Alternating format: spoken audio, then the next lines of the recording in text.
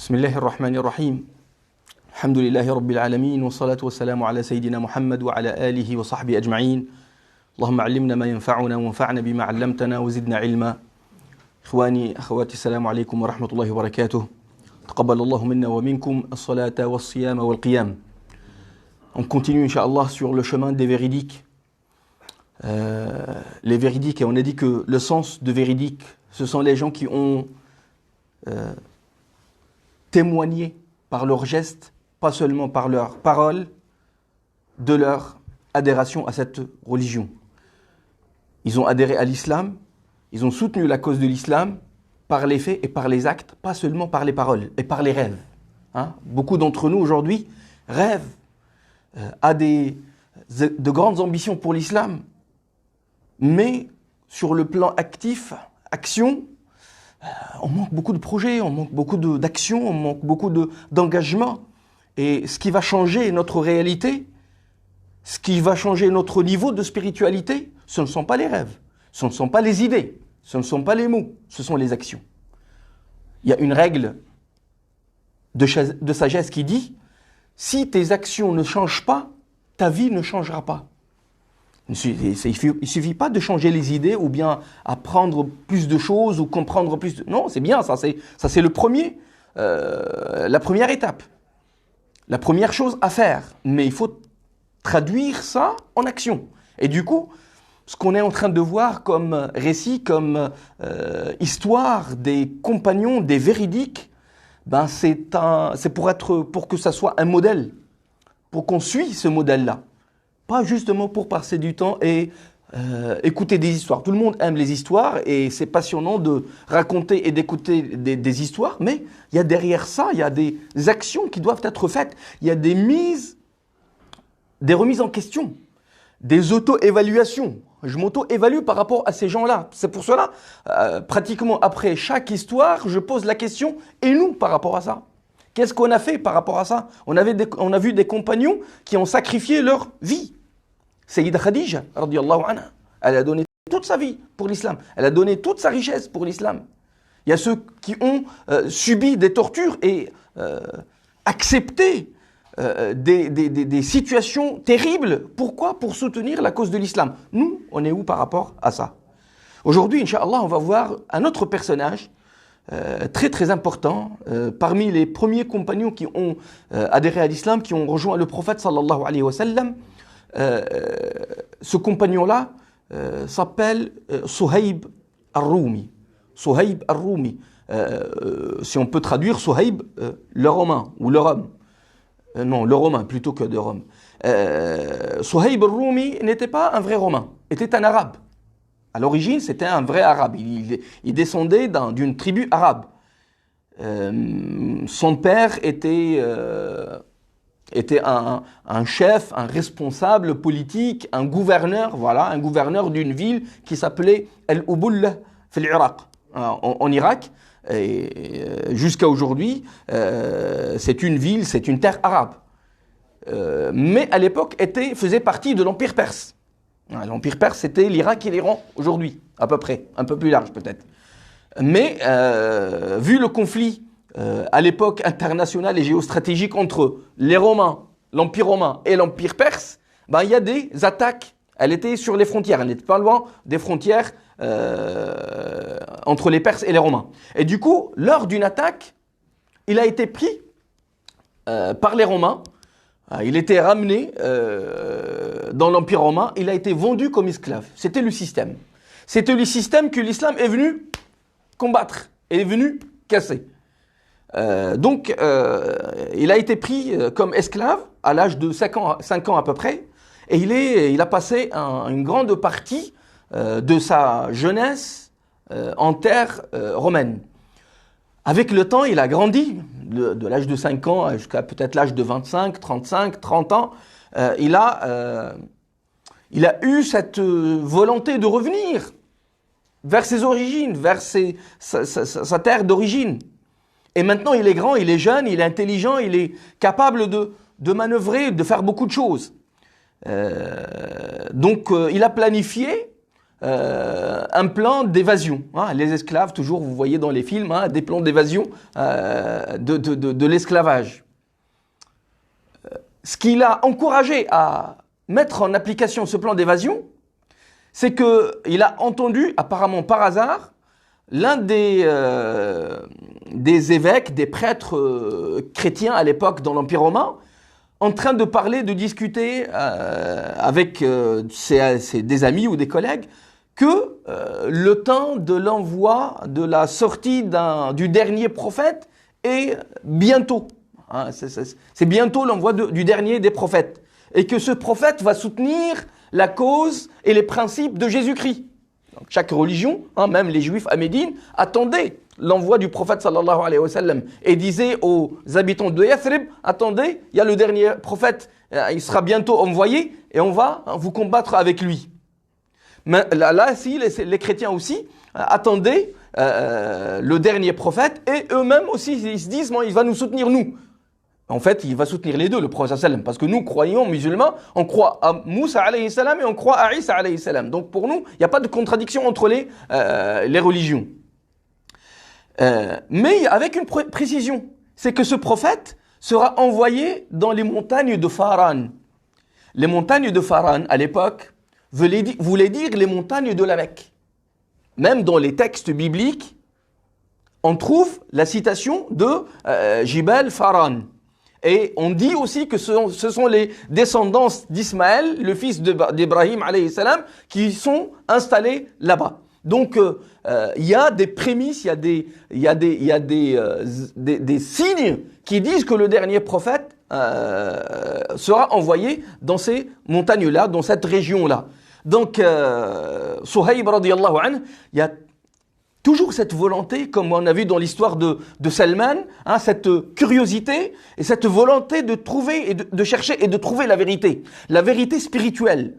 Et comme on a dit, chaque être humain a cette recherche, cette quête intérieure pour trouver les réponses aux questions fondamentales. Qui suis-je? D'où est-ce que je viens? Qu'est-ce que je fais? Où est-ce que je pars? Qui est-ce qui a créé cette création? Qu'est-ce que ça va se passer après la mort? C'est quoi la mort? C'est quoi la vie? Tout ça, ce sont des questions limites religieuses, philosophiques. Hein, la philosophie aussi a traité de ces questions, mais sans accès à la révélation, à la lumière de la révélation. La philosophie toute seule, le raisonnement mental tout seul, ne pourra jamais trouver des réponses. Et du coup, on a besoin de la religion. Et la religion rentre dans des chapitres de philosophie. Hein. Ils sont traités comme des éléments philosophiques. Donc, il a entendu ces prêtres discuter de la question. Il a pris la décision de fuir l'esclavage et d'aller à la Mecque. Il a mis son plan en application et alhamdoulilah, il a réussi à l'exécuter et il s'est retrouvé quelques mois peut-être ou quelques années après à la Mecque. À la Mecque, bien sûr, il n'avait pas de famille et l'organisation sociale fait que les faibles, ceux qui n'ont pas de tribus qui les soutiennent, vont chercher à faire des coalitions avec les grands responsables tribaux pour être protégés. Et du coup, Suhayb Rumi radiyallahu anhu, il a été chercher la protection. Il a fait un pacte avec un grand personnage de la Mecque à l'époque qui s'appelait Abdullah ibn Jad'an. C'est quelqu'un qui est connu par sa générosité, par sa bonté, etc. Mais malheureusement, il était associateur, comme a dit le prophète sallallahu alayhi wa sallam. Donc, il a fait ce pacte avec Abdullah ibn Jad'an et il a vécu il a cherché d'abord quand il est venu, est-ce qu'il a été envoyé le prophète? Non, pas encore. Donc, il a commencé à mener sa vie d'une manière plutôt normale, en attendant l'envoi du prophète sallallahu alayhi wa sallam. Entre parenthèses, il a été appelé Rumi justement parce que déjà il a vécu dans l'Empire romain et aussi il a perdu la finesse de la langue arabe. Donc quand il parle l'arabe un peu cassé, malheureusement comme beaucoup de nos enfants aujourd'hui. Donc cette manière de prononcer l'arabe a fait que les Mécois l'ont appelé Suhayb al-Rumi. Donc il a commencé à mener sa vie d'une manière normale. Il avait des spécificités à lui. Il était un bon commerçant, un bon négociateur. Deuxième chose, il était un bon tireur. Apparemment, il a été entraîné quand il était avec les Romains. Donc, il était un bon tireur avec, avec l'arc et les flèches. Ça va lui servir. Hein, ces deux éléments-là vont lui servir plus tard, Inch'Allah. Et sachant que tout musulman, tout croyant doit avoir des compétences de vie. Hein, des connaissances, des compétences dans la vie pour pouvoir faire face aux problèmes de la vie d'ici-bas, mais pour pouvoir soutenir sa religion. Parce que la religion a besoin de comptables, la religion a besoin d'informaticiens, la religion a besoin de communicateurs. Les projets de l'islam ont besoin de ces gens-là. Plus les croyants, plus les musulmans sont compétents, et ils ont des compétences différentes, plus ils vont pouvoir élever leur situation, améliorer leur situation et du coup la situation de l'islam. Donc il était un grand commerçant et il a commencé à faire du commerce et masha'Allah, il a commencé à faire de l'argent et il est devenu parmi les grands riches de Quraysh, hein, parmi les grandes personnes riches de Quraysh. Entre-temps, il attend toujours, comme on a dit, l'envoi du prophète sallallahu alayhi wa sallam. Entre-temps, il a entendu justement parler que l'un de la grande famille de Bani Hashim se proclame prophète.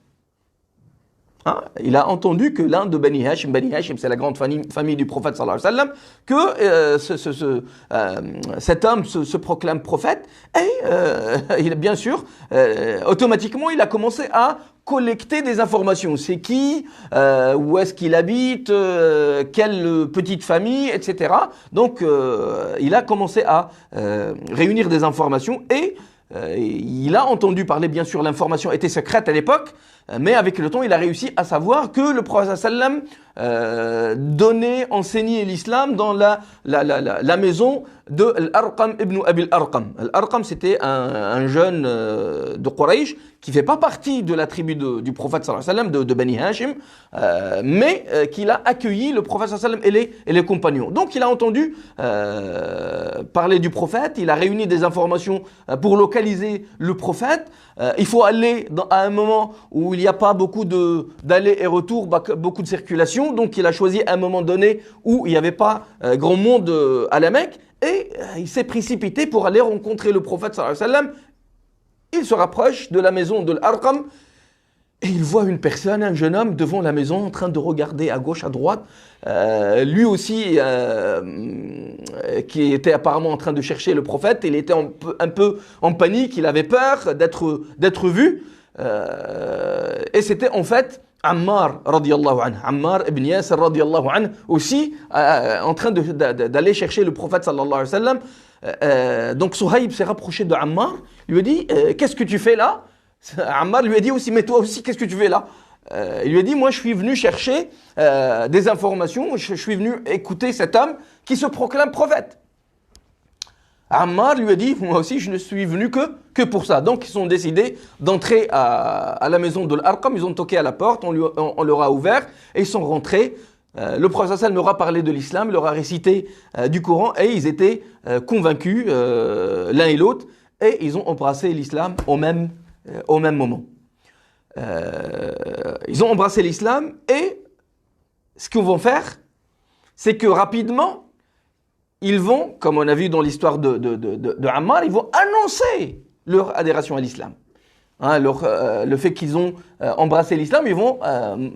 on a vu ça plusieurs fois dans l'histoire de Bilal, on a vu dans l'histoire de Ammar ibn Yasir et sa famille, qu'il y avait 7 personnes qui étaient les premiers à réclamer ou acclamer leur islam. C'était le prophète, Abu Bakr radiyallahu anhu, Khabbab, Bilal, Ammar ibn Yasir et sa mère, et Suhaib radiyallahu anhu. Dans une autre version, on dit que ce sont Ammar ibn Yasir, sa mère et son père. C'était les 7. En tout cas, Suhaib était parmi les premiers à acclamer son islam et demander à instaurer ces nouvelles valeurs. La première c'est l'unicité d'Allah subhanahu wa ta'ala, casser le système économique, casser le système spirituel qui met des idoles adorées avec Allah subhanahu wa ta'ala, casser l'esclavage, l'exploitation de l'être humain, l'égalité, proclamer l'égalité de tout le monde, etc., etc., etc. Et donc le résultat automatique, c'est quoi? C'est la torture. Ah, il a été, comme on l'a vu dans l'histoire de Bilal et de Ammar ibn Yasr radiallahu anhu, ils ont été torturés, mis sous le soleil à 60 degrés. Ils leur mettent des boucliers en métal et en cuivre pour que ça chauffe encore plus, pour que ça brûle encore plus. Ça leur fait du mal, fouettés, etc., etc. Et il a subi parce que Souhaïb aussi n'avait pas de famille. Souhaïb, Bilal, Ammar, ils ont tous n'ont pas de grande famille à la Mecque et du coup ils ont subi malheureusement la torture de la Mecque, mais ils ont persisté, ils ont tenu le coup.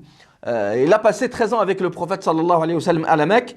Après, le prophète sallallahu alayhi wa sallam a eu l'autorisation d'émigrer vers Médine. Donc les compagnons ont commencé, ceux qui sont torturés, ceux qui sont, et même les grands, même Omar, même Othman radiallahu anhu, tous ils sont partis à Yathrib. Souhaïb radiallahu anhu, il a patienté parce que il avait sa richesse. Il cherchait une solution pour s'évader sans laisser son argent à Quraysh, pour soutenir la cause de l'islam. Il veut pas leur laisser l'argent qu'ils vont utiliser pour combattre l'islam. Il veut prendre sa richesse pour soutenir la cause de l'islam. Donc il a passé des jours et des semaines. Même le prophète sallallahu alayhi wa sallam, il est parti, et Souhaïb était encore à la Mecque. Donc il était vraiment en retard. Un soir, il a pas trouvé de solution. Quraysh a mis des surveillants pour le surveiller jour et nuit, 24 sur 24, observer. Il ne le lâche pas d'une semelle. Et un soir, il a planifié, comme peut-être le plan qu'il a fait quand il était dans l'Empire romain, pour un plan d'évasion. Il a caché son argent dans quelques endroits. Il avait un peu de brebis et de chèvres. Ils sont chez des bergers. Il leur a pas dit à Quraysh. Et il a pris sa chamelle. On évalue la richesse de Souhaïb radiallahu anhu à 10 chamelles pleines de richesses. Donc 10 chamelles pleines d'or et d'argent et masha'Allah. Donc c'est une grande fortune. Donc il a pris la décision de quitter la Mecque. Un soir, il a décidé d'aller faire le voyage à Médine, mais les yeux étaient sur lui. Il a fait semblant qu'il avait mal au ventre. Il a besoin toutes les demi-heures d'aller aux toilettes. Donc il va, il vient. Donc ces surveillants, ils ont dit bon, ce soir forcément il va pas pouvoir faire son voyage, il va pas pouvoir s'évader. Ils étaient tranquillement, ils sont partis dormir. Il a pris ce moment-là pour aller s'enfuir. Il s'est mis sur sa chamelle. Il a pris la direction de la Mecque, mais rapidement, malheureusement, on a découvert son évasion et sur les chevaux, les Mécois l'ont rattrapé et ils l'ont arrêté à un endroit. Il les a vus au loin. Il est monté rapidement sur une colline. Ils l'ont encerclé. Il leur a dit n'essayez même pas. Vous savez que je suis un bon tireur. J'en ai une 20aine de flèches. Sachez que chaque flèche, ça va être la vie de l'un d'entre vous. Et qu'est-ce que vous allez gagner si vous allez me tuer après avoir vu une 20aine de vous en train de mourir. Ça vous servira à rien. Ils lui ont dit t'es venu à la Mecque sans rien. Il est venu à la Mecque comme il était esclave, il n'avait rien du tout. Ils lui ont dit tu es venu à la Mecque 0 € à la poche. Dans la poche, pardon. Et tu pars aujourd'hui, tu veux partir avec tes richesses, avec ton argent. Il leur a dit, est-ce que vous voulez que je vous fasse une proposition? Ils lui ont dit oui, fais-nous une proposition. Il leur a dit, est-ce que vous acceptez que je vous donne toutes mes richesses? Je vous dis où est-ce qu'elle est mon argent, et je vous donne ce que j'ai maintenant sur moi, et je pars qu'avec mes vêtements. Il a dit ça. Genre, vous me laissez juste partir avec mes vêtements. Est-ce que vous acceptez de prendre toutes mes richesses et me laisser rejoindre le prophète sallallahu alayhi wa sallam? Ils lui ont dit, qu'est-ce qu'on va faire de toi? Tu n'es fait même pas partie de notre tribu. Tu es venu, on t'a accueilli, maintenant tu es un traître. Tu nous laisses ton argent et fous le camp, on n'en veut pas de toi. Pour ne pas être tué, bien sûr. Sinon, ils auraient pu le tuer, ils l'auront fait. Donc, c'était l'accord. Il aura dit où est-ce qu'il avait comme chèvre et comme brebis et tout ça, et comme argent où est-ce qu'ils sont cachés, et ce qu'il avait sur lui comme argent, il aura donné son argent, et il est parti, il a pris le chemin de Médine pour aller rejoindre le prophète sallallahu alayhi wa sallam. Il a fait le voyage, Quraysh a pris sa richesse, et on voit, comme j'ai dit, les gens qui prouvent leur amour de l'islam par les actes. Aujourd'hui, si on nous dit, il a passé des années à la Mecque, il a passé des années, le fruit de 15 ans, 20 ans de travail, il les laisse toutes, et il part avec ses vêtements pour aller rejoindre le prophète sallallahu alayhi wa sallam et soutenir la cause de l'islam. Aujourd'hui, nous, si on nous dit, votre entreprise, votre maison, votre boulot, vous allez perdre le boulot pour Allah, est-ce que vous acceptez ça? Est-ce qu'on l'accepte? Chacun d'entre nous va s'auto-évaluer. Hein? C'est ça le but de ces histoires-là. C'est que chacun de nous fasse son propre bilan et qu'il fasse le nécessaire pour évoluer et atteindre ce niveau de foi qui nous permet de mettre la vie d'ici-bas pour gagner le paradis et l'au-delà. Donc, Suhayb radiyallahu anhu a laissé le fruit de 10 ans, de 15 ans de travail pour une seule chose, appliquer un ordre d'Allah subhanahu wa ta'ala qui est d'émigrer. Parce qu'à l'époque, c'était une obligation. Tout le monde, toute personne qui a la capacité de rejoindre le prophète sallallahu alayhi wa sallam devait le faire pour créer ce nouveau État musulman, ce premier État musulman. L'islam avait besoin de tous ces hommes. Comme aujourd'hui, l'islam a besoin de tous ces hommes. Et donc, Suhayb radiyallahu anhu a préféré laisser tout ce qu'il avait comme argent pour aller rejoindre le prophète sallallahu alayhi wa sallam. Est-ce que nous, aujourd'hui, on est prêts? On ne nous demande même pas de faire ça. On nous demande de laisser, de diminuer une demi-heure de sommeil pour se réveiller et faire la prière de subh à l'heure. Hein, pendant l'été, salat subh, le lever du soleil, c'est à 5h30 ou à 5h. Et on a besoin de nous batailler pour se réveiller et faire la prière avant le lever de soleil. Est-ce qu'on est capable de sacrifier une demi-heure de sommeil? Pas 10 ans de travail, pas une grande entreprise, pas une grande richesse de je ne sais combien de millions d'euros. On nous demande juste de donner une centaine, 200, 300 euros pour l'association, pour soutenir l'association, pour la construction de la mosquée. On nous demande de juste aller une demi-journée quand il s'agit d'une manifestation pour soutenir la cause de l'islam, pour soutenir les valeurs de l'islam. Des gens qui sont oppressés, opprimés ici en France ou ailleurs. Donc, est-ce qu'on est au niveau ou pas? L'islam, si aujourd'hui nous sommes musulmans et si l'islam a atteint les 4 coins du monde, c'est grâce à des gens comme ça. Des gens qui n'hésitent pas à aucun moment de donner tout ce qu'ils ont pour Allah subhanahu wa ta'ala. On a vu ça comme pour Khadija radiyallahu anha, on a vu ça pour Mus'ab radiyallahu anha, on a vu ça pour Bilal, pour Ammar ibn Yasr, pour sa mère Soumaïa qui a été morte sous la torture. Ces gens-là, ils ont payé le prix. Et c'est ça le fait de témoigner avec les actions. Avec les actions, pas avec les paroles et avec les mots et avec les rêves, avec les émotions. C'est bien les émotions, mais elles doivent engendrer l'action.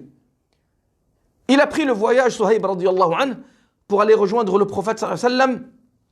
Et le prophète sallallahu alayhi wa sallam le voit de loin et lui dit « Bienvenue Suhayb, Rabih al-Bay'u Aba Yahya ». On lui donnait un surnom, Abu Yahya. Il n'avait pas d'enfant. Mais on le nommait comme ça. Peut-être Yahya fait partie de la tradition chrétienne. Jean-Baptiste, Yahya, Yohanna al-Ma'madan, Aba Yahya. Donc, il lui a dit, Rabbi al-Bay'u Aba Yahya. T'as fait une transaction super gagnante. Il a fait quelle transaction? Il a fait la transaction entre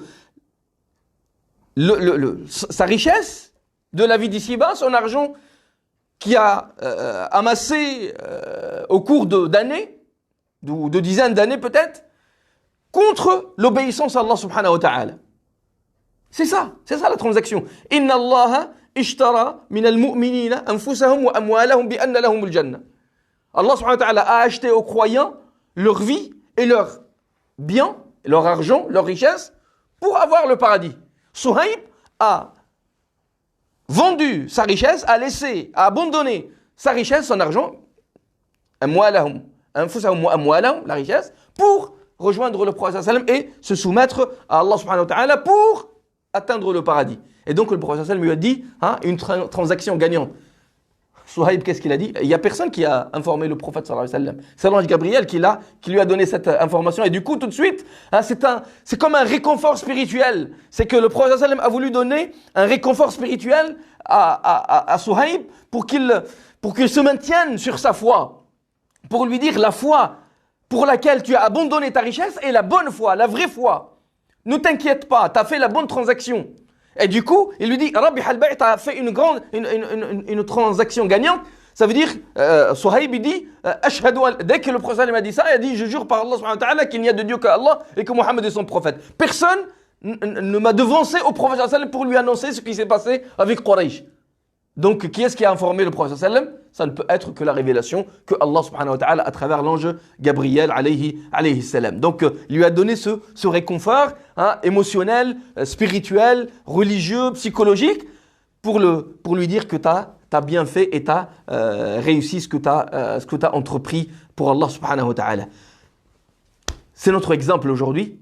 À nous de nous auto-évaluer et de dire si aujourd'hui je ne suis pas à la hauteur, au niveau de sacrifier une demi-journée, une heure, 100 euros, 200 euros, 1000 euros, 5000 euros pour Allah subhanahu wa ta'ala, je dois faire l'effort et travailler ma spiritualité parce que le travail spirituel est une obligation.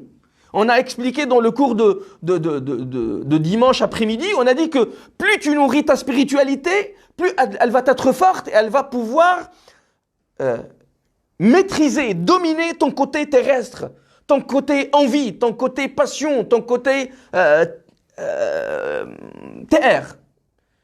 Mais par contre, moins tu vas nourrir ta spiritualité, plus elle va s'affaiblir et le côté terrestre, le côté passion, le côté péché va être dominant. Donc à nous avons le devoir de travailler notre spiritualité pour être capable de faire les actions, passer aux actions, s'éloigner le maximum des péchés, faire le plus de bonnes actions et être capable de donner, de soutenir la cause de l'islam, de sacrifier temps, argent, énergie pour Allah subhanahu wa ta'ala et renouveler, revivifier cette communauté qui dort. Qui est-ce qui va la réveiller? Qui est-ce qui va la réveiller? C'est nous. Nous, c'est qui? C'est pas moi. Nous, c'est chacun d'entre nous. Vous êtes tous responsables et chacun d'entre vous rendra compte devant Allah subhanahu wa ta'ala pour ce qu'Allah subhanahu wa ta'ala lui a donné comme dépôt. Tu peux agir dans ton niveau. À ton niveau. On a vu avant-hier ou hier la femme esclave qui était esclave libérée qui avait dans ses moyens de nettoyer la mosquée. Elle a joué son rôle. Elle a joué son rôle. Toi, est-ce que tu joues ton rôle? Chacun d'entre nous doit faire ça. Le compagnon qui a illuminé la mosquée du prophète sallallahu alayhi wa sallam, mais juste il a acheté quelques lampes à huile. Il a joué son rôle. Il a réfléchi, il a pensé, il a fait un geste pour l'islam. Aujourd'hui, chacun d'entre nous va penser, doit réfléchir et voir comment soutenir cette cause de l'islam. Qu'Allah subhanahu wa ta'ala nous aide à nous maintenir sur ce chemin-là.